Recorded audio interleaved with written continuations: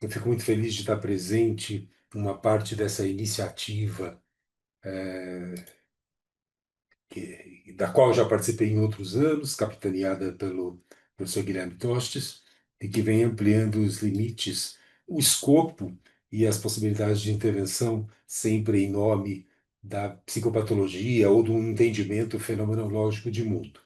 Eu acho que eu consigo compartilhar alguns slides aqui, né?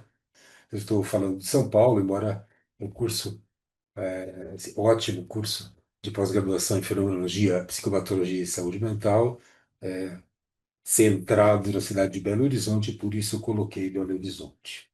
Eu vou controlar meu tempo aqui para não sair muito, para não sair nada dos 20 minutos, para tentar acabar 12h35.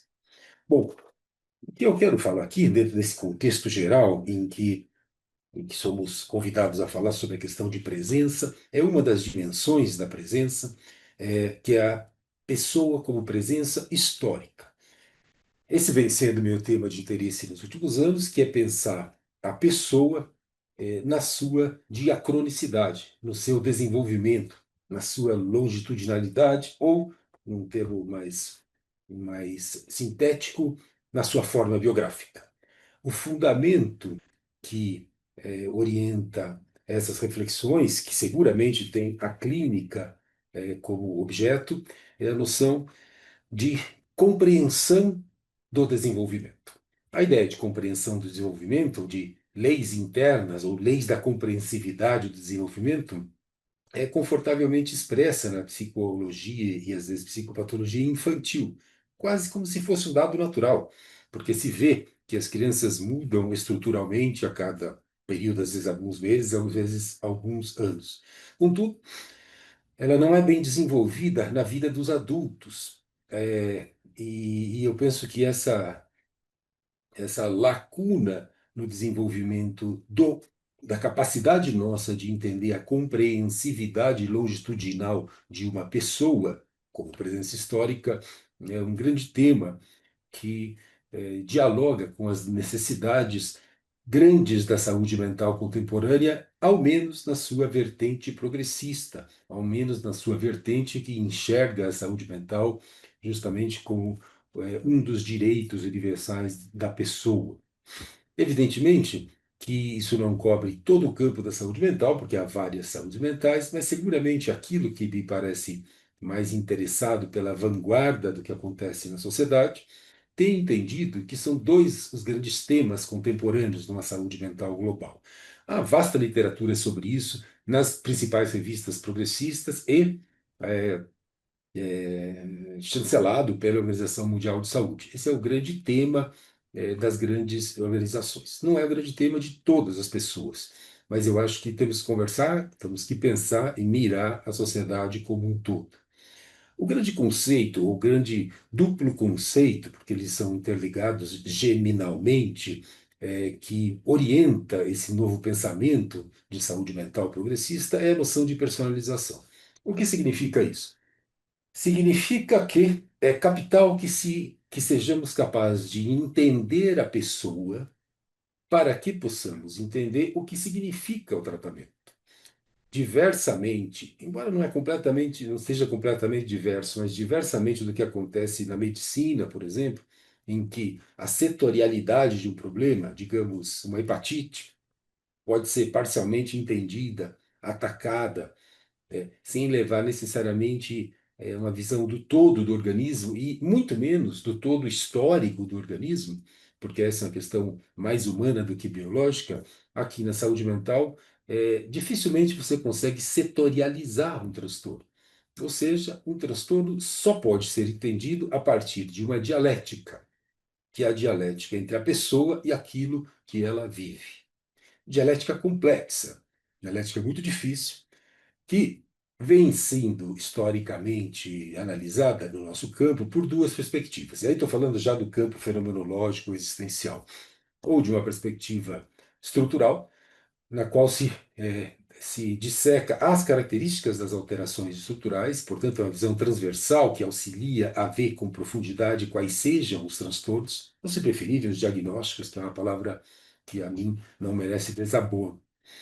Ou a pessoa como existência, na sua longitudinalidade, mas numa perspectiva que é mais filosófica, ou seja, os grandes conceitos da pessoa. Um deles, o professor Guilherme destacou aqui e o fez muito bem, o conceito de sentido, por exemplo, sentido da vida. Esse é um dos conceitos, ou alguns binômios como liberdade e determinação, enfim, conceitos que são abstratos, que tocam o humano como generalidade.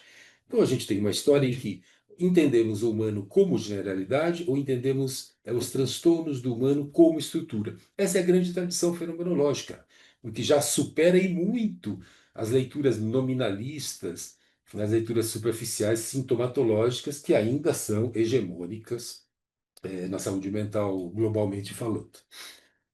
Muito bem. O que eu quero dizer aqui, o que eu quero incluir aqui é justamente na fenomenologia a noção de dialética, a clássica noção de dialética, que eh, nos convoca a pensar quais são as regras ou a compreensão da própria historicização das pessoas. Qual é a lógica, lógica no sentido compreensivo e, portanto, existencial, qual é a lógica existencial do nosso desenvolvimento como pessoa, do decurso da nossa biografia? Isso é uma dialética crucial, que como toda dialética, depende basicamente de dois elementos conceituais: do elemento conceitual do todo e do elemento conceitual das partes que compõem esse todo. Eu acho que todo pensamento dialético pode ser entendido desse modo. E, portanto, toda apreensão da pessoa como presença histórica necessitaria duas perspectivas em relação dialética. A noção de totalidade, que é a própria pessoa, que é mais complexa do que parece ser, que é uma noção sintética, e a noção de desenvolvimento que se dá entre partes que compõem essa pessoa. Lembrem, a pessoa é uma unidade que é composta de partes, partes que compõem essa pessoa e que se relacionam, um, entre si e dois, com a própria totalidade da pessoa. Isso pode parecer bastante complicado e pode se tornar bastante complicado, só que esse é o fato que nos permite observar as pessoas das quais tratamos sem duas negligências típicas, sem a recusa da noção de transtorno, que faz com que compreender uma vida seja só compreender uma biografia do ponto de vista linear, sem que haja descontinuidades estruturais, ou seja, que o sentido de ter uma psicose é a mesma coisa do sentido de ter um momento triste da vida, que não há uma hierarquia ontológica entre esses fenômenos. Eu divirjo dessa posição. E, de outro lado, da unicidade dos transtornos, ou seja, a ideia de que apenas a investigação, por detalhada que seja, de um transtorno, possa constituir uma compreensão da pessoa e uma terapêutica suficiente e eficaz. O que eu quero justamente portanto, rapidamente, e de fato o que eu vou fazer aqui é uma passagem muito rápida sobre certas ideias que estão sendo publicadas, que já foram publicadas por mim em outras versões, enfim, que de uma certa maneira sintetizam a minha carreira. É, e eu desde já peço a licença para vocês de que tudo isso não dá para ser feito em 5, mas em 35, em 11 minutos, e, portanto, é mais uma convocação para que essas categorias que eu vou listar aqui, que eu vou fazer desfilar diante dos seus olhos, sejam vistas como de valor epistemológico, muito mais a apresentação das categorias do que propriamente o compartilhamento da sua compreensão na integridade, porque não daria tempo. Bom, uma noção de pessoa, portanto, uma noção de totalidade sintética que me agrada muito, ela inclui necessariamente uma dialética de uma hierarquia. O que significa essa hierarquia? Significa que todos os humanos temos um nível estrutural no qual nos constituímos como tal. Nós temos uma temporalidade, nós temos uma espacialidade, nós temos uma intersubjetividade. Isso é o que nos faz humanos, e isso pode adoecer também. Isso funciona na ordem do sim ou não, na ordem da constituição da humanidade. Contudo, nós somos diferentes entre nós. Metaforicamente, há pessoas de 2,5 metros a pessoas de 1,50 metro. Essas pessoas são diferentes, embora elas tenham partilhadas a noção de verticalidade da altura. Do mesmo modo, o nível antropológico é aquele que representa as diversidades típicas que existem entre nós, as diversidades típicas que fazem que nós sejamos parecidos em tese e com uma certa idealidade, com outras pessoas. É o nível das proporções antropológicas e é o nível onde a ciência atua. É quando a gente diz que alguém é fóbico, quando a gente diz que alguém é obsessivo, ou quando a gente diz que alguém está deprimido, se não for psicótico, nós estamos todos trabalhando no nível antropológico, nós estamos trabalhando com uma categoria que não é universal no sentido de ser todos humanos, embora também o seja, mas é uma especificação, uma regionalidade, uma ontificação do nível que é o humano global. Mas isso não basta, porque não é isso que as pessoas pedem para conversar conosco. Elas pedem que nós as entendamos e o pedem justificadamente como pessoa.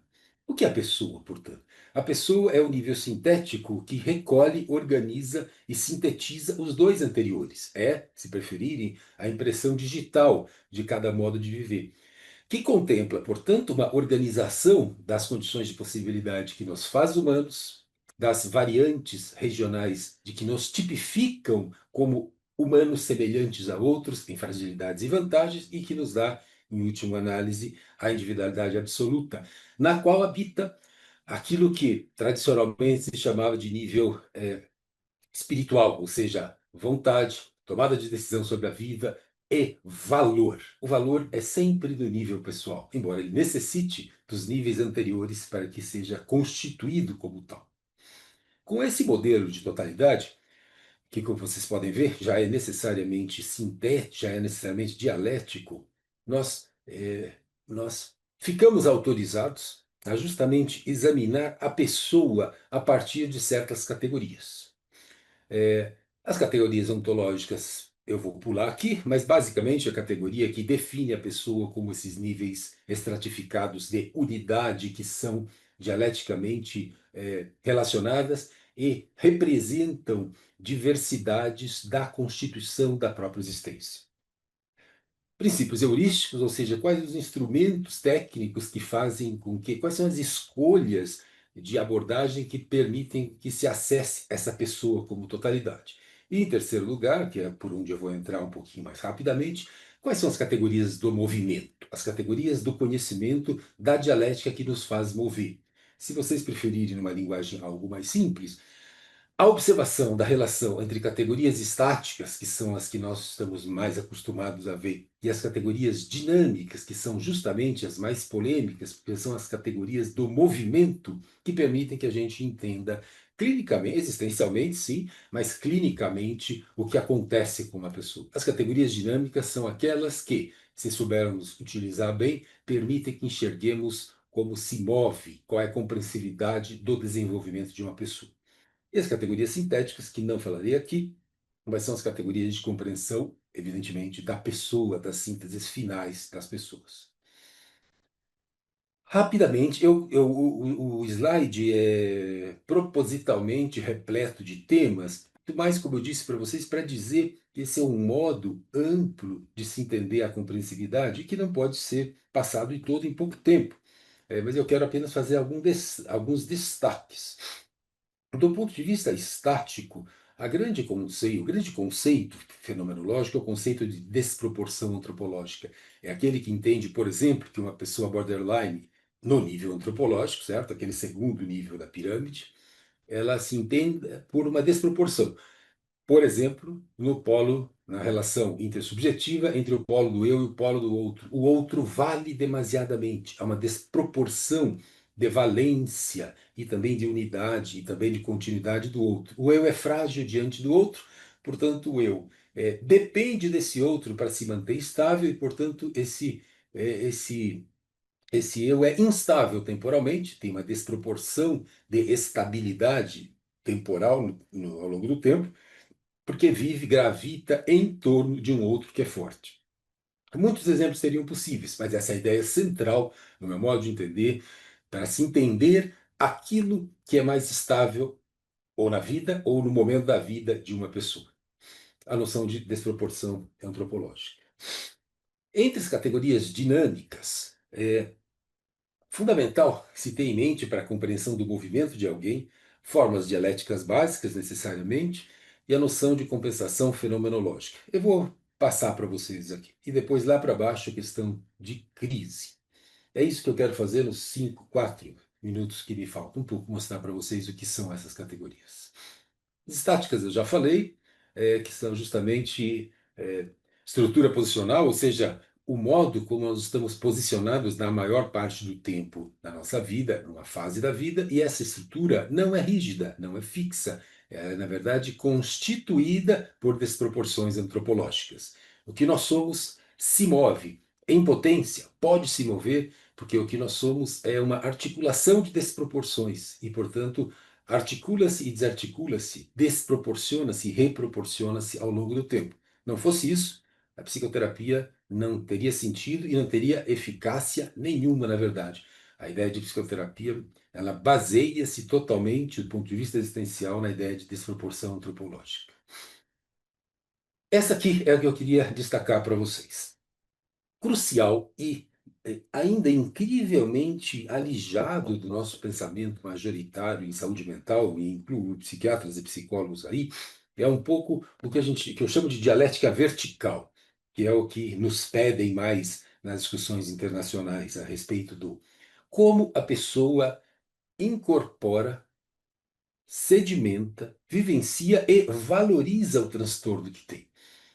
Aí sim, humano que somos, a pressuposição de que todo transtorno pode tomar a pessoa como um todo. Imaginemos uma psicose delirante muito grave, que a pessoa quase que se anula pela psicose, quase que se torna joguete da psicose, e no extremo disso, a maior parte das pessoas tem uma experiência de tristeza que pode valorizar como excesso de trabalho, que pode valorizar como falta de serotonina, ou que pode valorizar como falta de fé, ou seja, qual for o critério sociológico da pessoa.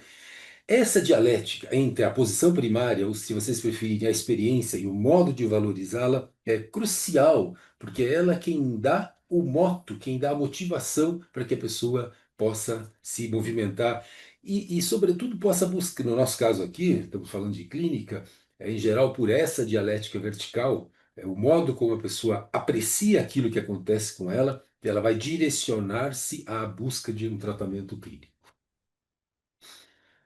As pessoas se movem, elas se movem por desproporções, elas se movem por dissonâncias e consonâncias. E elas podem, portanto, viver momentos de impasse dialético em que há uma anulação de qualquer resultante na vida, é aquele que a dúvida existencial, digamos assim, para pegar numa dimensão mais existencial da pessoa, paralisa a pessoa, em que os afetos não indicam por onde caminhar.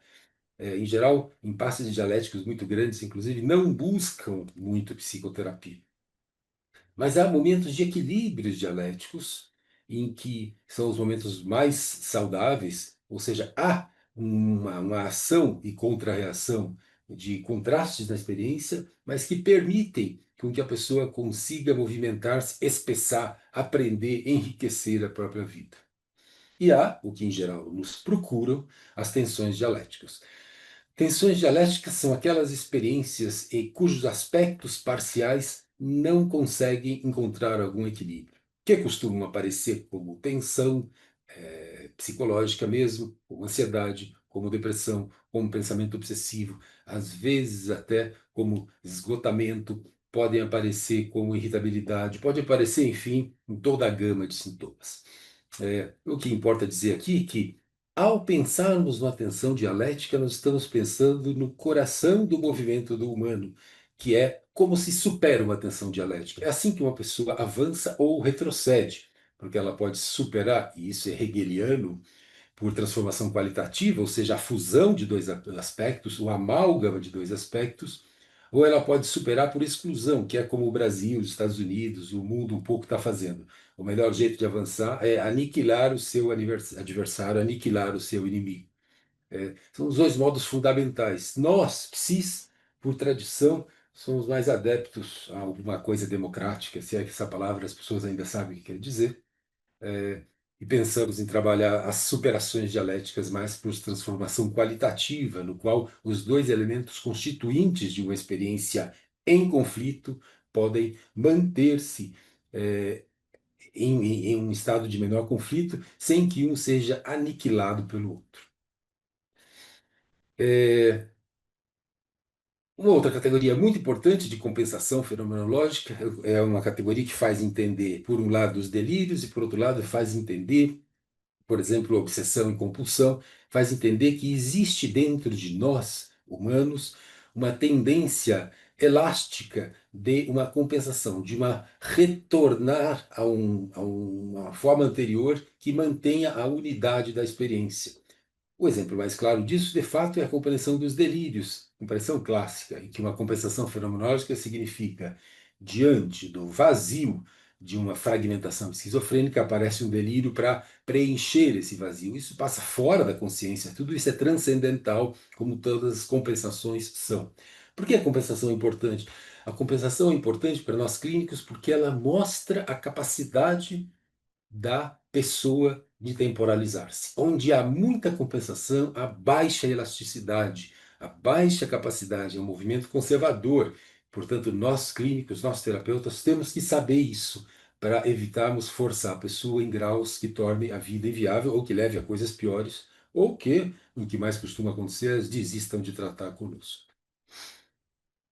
É, A última categoria que eu queria trazer é justamente a ideia de que a estrutura da nossa experiência, ela tem posições. A posição indica o quanto ela é estável ou não. Uma pessoa que está com a vida estabilizada há muito tempo, no sentido bom da palavra, ela tem uma posição plena, ou seja, as suas estruturas, o seu papel profissional, o que faz no dia a dia, suas relações, suas ambições, seus sonhos e mesmo sua interpretação de passado estão estabilizados. Raramente um sintoma muito grave aparece, aí raramente as pessoas em posição plena nos procuram. Quem mais nos procura são essas duas outras posições. O que é posição estável? Significa que uma pessoa tem uma crise, tem um sofrimento, tem um monte de sintomas, mas que qualquer movimento progressivo pode fazê-la colapsar. Esse é o mais difícil da gente enxergar. Ou seja, é, é, é, mover-se pode ser tão perigoso quanto ficar paralisado. Em geral, aqui, gente, já que temos uma comunidade de psiquiatras e psicólogos, em geral é na posição instável existencial que faz mais sentido o uso de psicofármacos. Porque muitas vezes a função, quando construtiva do psicofármaco, é engessar uma estrutura posicional, engessar uma existência que não consegue se mover, porque se ela for se mover, ela se deslinguile toda, ela se desfaz, ela se pulveriza. E a função farmacológica muitas vezes faz essa função, executa esse exercício de costurar. E a posição saturada é aquela em que a vida não faz sentido algum, são o que caminham para as crises em geral. Já estou passando bastante do meu tempo, a posição de crise a gente conhece.